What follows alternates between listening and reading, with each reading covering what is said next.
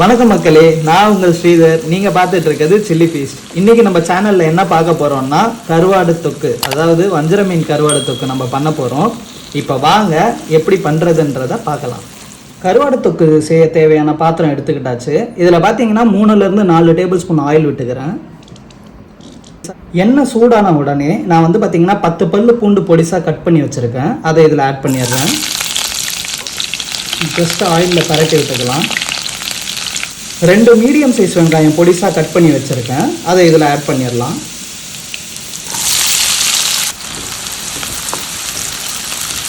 நல்லா வெங்காயத்தை எண்ணெயில் வதக்கி விட்டுப்போம்.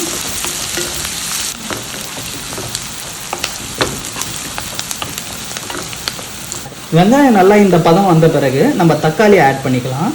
தக்காளி பார்த்தீங்கன்னா 2 மீடியம் சைஸ் தக்காளி கட் பண்ணி வச்சுருக்கேன். அதை இதில் ஆட் பண்ணிடலாம்.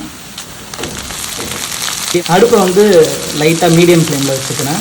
இப்போ சால்ட்டு பார்த்தீங்கன்னா 1/4 டேபிள் ஸ்பூன் ஆட் பண்ணிக்கிறேன். ஆட் பண்ணி தக்காளியை நல்லா எண்ணெயில் பரட்டி விட்டுக்கலாம். தக்காளியை பார்த்தீங்கன்னா நல்லா நம்ம பரட்டி விட்டாச்சு. இப்போ வந்து பார்த்தீங்கன்னா நம்ம தக்காளி மசிகிற வரைக்கும் இதை மூடி போட்டு மீடியம் ஃப்ளேம்லேயே நம்ம குக் பண்ணலாம். தக்காளி பார்த்தீங்கன்னா நம்ம மீடியம் ஃப்ளேம்லேயே வந்து இதை ஒரு 5 மினிட்ஸ் நம்ம குக் பண்ணிட்டோம். தக்காளிலாம் பார்த்தீங்கன்னா ஓரளவுக்கு மசிஞ்சிருச்சு. அடுத்து பார்த்தீங்கன்னா கருவாடு தொக்குக்கு தேவையான காரத்தை ஆட் பண்ணிடலாம். நான் வந்து பார்த்தீங்கன்னா 1 table spoon red chilli powder add பண்ணுறேன். நல்லா கிளறி விட்டுப்போம்.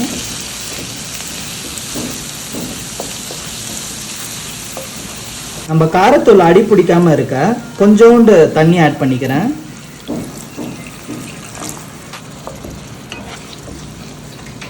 நல்லா கலந்து விட்டுப்போம். இப்போ அடுப்பை ஸ்பீடில் வைக்கிறேன். நம்ம மசாலா நல்லா கொதிக்க ஆரம்பிச்சிருச்சு. இப்போ அடுப்பை வந்து பார்த்தீங்கன்னா மீடியம் ஃப்ளேமுக்கு கொண்டு வந்துக்கலாம். மீடியம் ஃப்ளேமில் வச்சுட்டு இதை மூடி போட்டு ஜஸ்ட் ஒரு 2 மினிட்ஸ் குக் பண்ணுவோம்.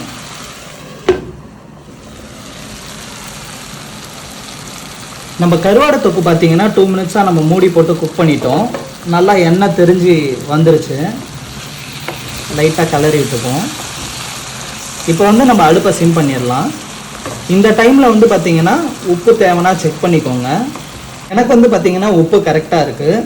அப்புறமாட்டி நம்ம போட போகிற கருவாடுலேயும் பார்த்திங்கன்னா உப்பு இருக்கும். அதனால உப்பு மட்டும் ஜஸ்ட்டு நல்லா செக் பண்ணி போடுங்க.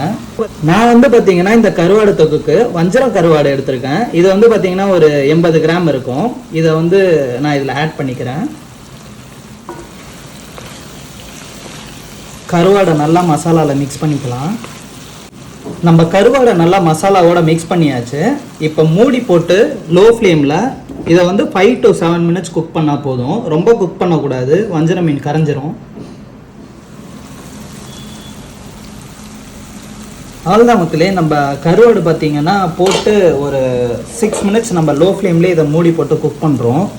நீங்களே பார்க்கலாம், கருவாடுலாம் நல்லா வெந்துருச்சு. நல்லா எண்ணெயை திரிஞ்சு மேலே வந்துருச்சு. ஸ்மெல்லு வந்து பார்த்திங்கன்னா ரொம்ப சூப்பராக இருக்குது. அவ்வளோதான் மக்களே, நீங்களும் இந்த வஞ்சர மீன் கருவாடு தொக்கை நான் சொன்ன மாதிரியே நான் சொன்ன அளவுகளோடு அவங்க வீட்டில் செஞ்சு பாருங்கள், நல்லா வரும்.